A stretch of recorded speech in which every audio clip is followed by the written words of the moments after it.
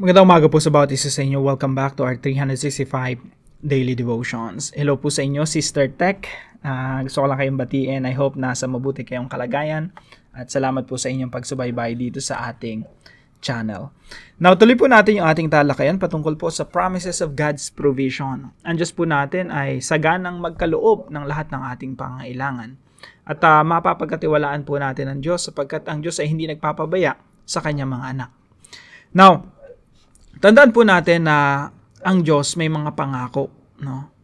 At marami sa mga pangako sa Bible may kondisyon, no? Merong mga pangakong walang kondisyon, pero merong mga pangakong may kondisyon. So tingnan po natin kung ano yung mga kondisyon ng talatang ito.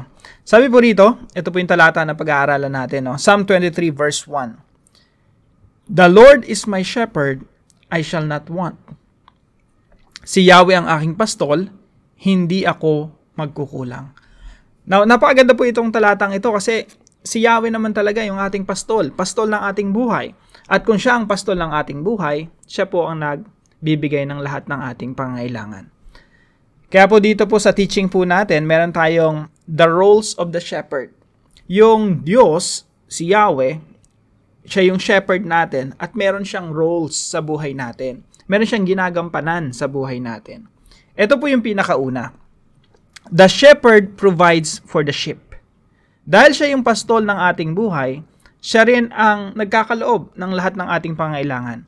At sabi nga po ni David rito, dahil si David po ay isang pastol bago siya naging hari, bago na siya naging warrior and then naging hari, tagapag-alaga mo na siya ng tupa ng kanyang pamilya. Siya po yung naatasan.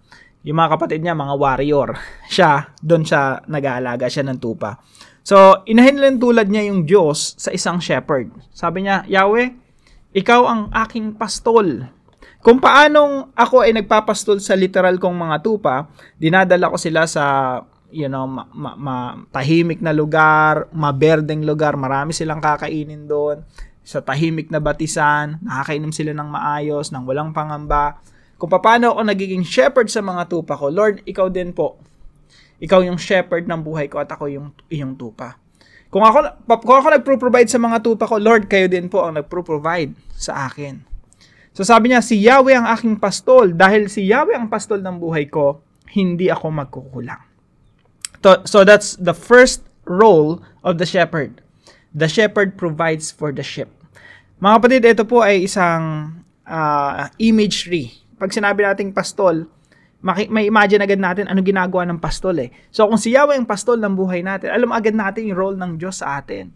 Kaya hindi po tayo dapat mangamba sa mga pangailangan natin sapagkat ang Diyos ang nagkakaloob ng lahat ng ating pangailangan.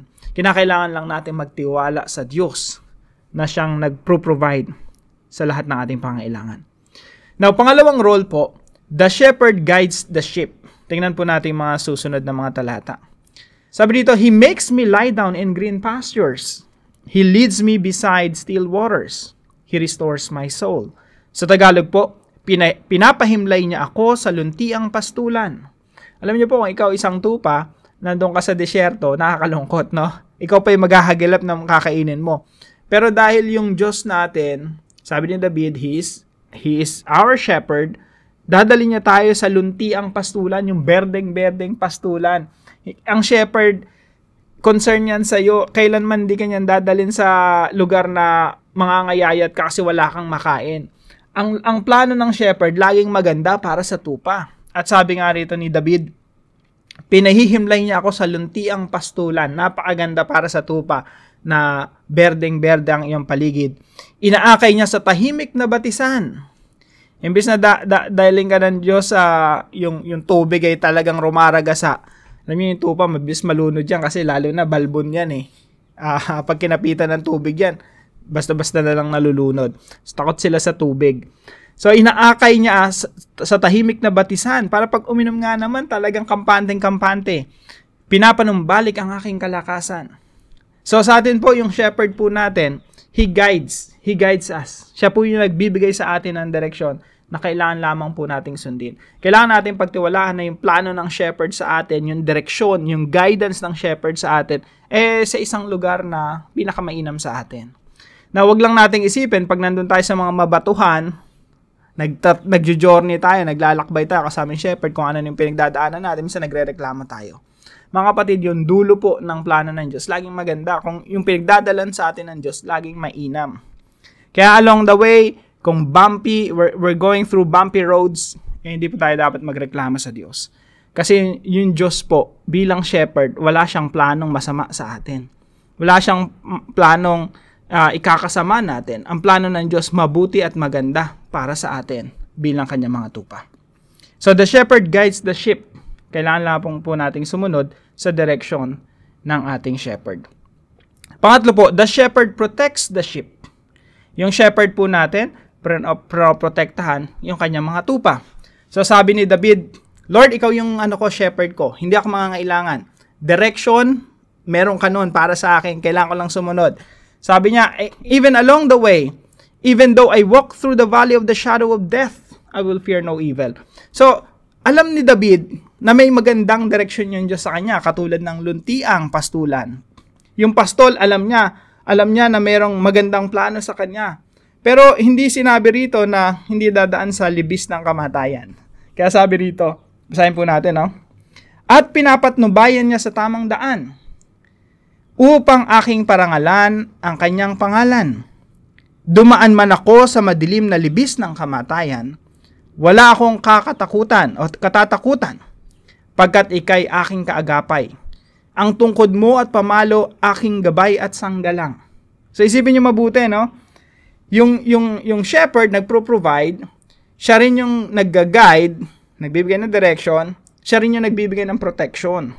So sabi niya, even along the way, sa journey, sa paglalakbay namin, dumadaan kami sa libis ng kamatayan. Sa madilim na libis ng kamatayan, wala akong katatakutan. Bakit? Kasama ko yung shepherd. Yung alam ni David bilang sheep, bilang tupa, no?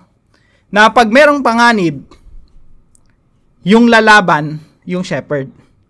Kasi yung shepherd, yung concern na shepherd sa kanyang mga tupa, hindi niya ipapakain yan sa leon, sa oso, sa mababangis na hayop o mga lobo, mga asong lobo. Talagang ipaglalaban niya. Alam niyo po si David, di ba, hinarap niya si Goliath? Anong sabi niya? The battle is the Lord's. Si Goliath, parang asong lobo, si David tupa lang. Pero kasama niya yung shepherd, kasama niya yung pastol. Sabi niya, the battle is the Lord's. Ang laban na to, hindi to laban ko. Nandito man ako sa madilim na libis ng kamatayan. Ang laban na to sa Panginoon. Sabi niya nga rito, bilang tupa, wala akong panglaban. Pero sabi niya, yung Diyos na shepherd, na pastol ng kanyang buhay, sabi rito, kasama niya, wala akong katatakutan pagkat ikay aking kaagapay, ang tungkod mo at pamalo, aking gabay at sanggalang. Tingnan niyo, mayroong pamalo. Yung tungkod rito, siguro yung pang-akay doon sa tupa eh. Yung pamalo, ito yung panlaban sa mga mga mababangis na hayop na pwedeng umatake kay David bilang isang tupa ng Diyos. Kaya tayo mga kapatid, wala tayong dapat katakutan. As long as the shepherd is there, as long as we follow the shepherd, we are under the shepherd's protection. Kaya hindi ka magkukulang. Hindi ka magkukulang sa protection, hindi ka magkukulang sa guidance, direction, hindi ka magkukulang sa provision sa mga pangailangan natin. Dahil ang Diyos ang pastol ng ating buhay. Now, ano pong application natin sa mga katotohanan ito? Maganda po itong Psalm 23, no? Maganda kabisaduhin po natin ito. 6 na verses lang po ito. Now, ano po yung application natin sa mga talatang ito? Number 1, very important po. Meron po tayong 3 responses bilang mga tupa ng ating Panginoon. Unang response, be a sheep to the shepherd. Be a sheep to the shepherd. Alam niyo po, pag nagbabasa po tayo ng Bible, bawat revelasyon ng Diyos patungkol sa kanyang sarili ay tinatapatan po natin yan ng action, ng response. So, pag inihayag ng Diyos na siya ay isang hari, tayo magpapakumbaba sa kanya. Susunod tayo sa kanya dahil siya yung hari. Tayo subject niya. Pag inihayag ng Diyos yung sarili niya bilang ama, nangangahulugan tayo'y mga anak ng Diyos. May response agad, ama, anak. Pag inihayag ng Diyos ang kanyang sarili bilang master, ang action natin, slave, servant ng Diyos. So, ganun po yung partnership natin with the Lord, no? Pag sinabi niyang father, hindi pwedeng father ka rin. Pag sinabi niyang king siya, hindi pwedeng king ka rin. Hindi magtatagpo. Now, pag sinabi niyang Lord and Master, kailangan servant ka. Hindi pwedeng Lord and Master ka rin ng buhay mo. Now, sa talatang ito, inihayag ng Diyos ang kanyang sarili bilang shepherd. And the only proper response to God's revelation of Himself as a shepherd is to become a sheep. To become a sheep to the shepherd. Now, alam niyo po, ang problema sa tao, laging nagiging katulad ng Diyos. Nireveal ng Diyos na, okay, ako ang hari ah. Yung tao, ang response, hari din siya ng buhay niya, kaya hindi nagtatagpo eh. Kaya ang layo sa Diyos. Kasi kung hari ka ng buhay mo, magpapakalayo-layo ka talaga sa Diyos. Kasi ayaw mo ng isa pang hari eh. Now, kung shepherd si Yahweh, tapos shepherd ka rin, hindi magtatagpo eh.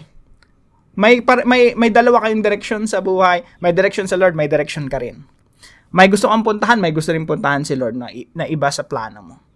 Now, ang proper response lang sa shepherd ay magpakatupa sa kanya. Kaya ito yung kondisyon ng mga talatang ito. Sabi po dito, the Lord is my shepherd, I shall not want. Kapag ito, i-claim mo sa sarili mo, inangkin mo, Lord, the Lord is my shepherd, I shall not want. Hindi ako mangangailangan. Bago mo sabihin, hindi ka mangangailangan, God will provide everything you need. Bago mo sabihin na, ang Diyos ang magkakalob ng lahat ng aking pangangailangan, kailangan mo na magpakatupa sa shepherd. Kasi nireveal niya yung sarili niya. The Lord is my shepherd. The only response to that is to become a sheep to Him in order to claim this principle or this promise. Di po ba? Maraming mga tao, yun ang, kahit mga Christians na, no? Marami, ito yung life verse nila. Okay, lagi na lang sinasambit. Pangako daw ng Diyos sa kanila. The Lord is my shepherd, I shall not want. Hindi ako mangangailangan. Hindi ako magkukulang. Pero hindi naman nagpapakatupa sa Diyos. Hindi applicable. Kaya yung mga inaaral natin dito, nung mga nakaraan pa, no? Kailangan maging applicable sa atin eh. Magpakatupa ka muna dun sa shepherd. So, be a sheep to the shepherd. Alam niyo po yung tao, minsan nagiging nagiging hari ng buhay niya, nagiging shepherd ng buhay niya. Simula po ng Genesis chapter 3, nagkasala ang tao. Kaya yung tao, nagkandaloko-loko yung buhay eh. Kasi sarili niyang direction yung sinusundan niya until Jesus Christ came. At ang Panginoong Jesucristo nung dumating siya, ang panawagan niya, come back to the fold. Come back to me. Now, pag nanumbalik tayo sa Panginoong Jesucristo, nagsisi tayo sa ating mga kasalanan, at lumapit tayong muli sa Kanya, hindi pwedeng as a shepherd. The only way to relate with the Lord Jesus Christ is to become a sheep to Him. Kailangan maging tupa sa Kanya. So, be a sheep to the shepherd para maging applicable po sa atin itong mga talatang ito. Number 2, follow the shepherd's direction. Pag ikaw ay tupa na, nagpapakatupa sa harapan ng Diyos, sumusunod, nagpapakumbaba, sumunod sa Kanya, follow. Follow the shepherd's direction. Tignan niyo po, ang ganda ng plano ng shepherd, no? Pinahimlay niya ako sa luntiang pastulan at inaakay niya sa tahimik na batisan. Pinanambalik niya aking kalakasan at pinapatnubayan niya sa tamang daan. Follow the shepherd. At pangatlo po, trust the shepherd's protection. Pagtiwalaan po natin. Kasama mo na si Lord bilang shepherd ng buhay natin. Tandaan natin, mga kapatid, walang mangyayari sa buhay natin na hindi dumadaan sa Kanya.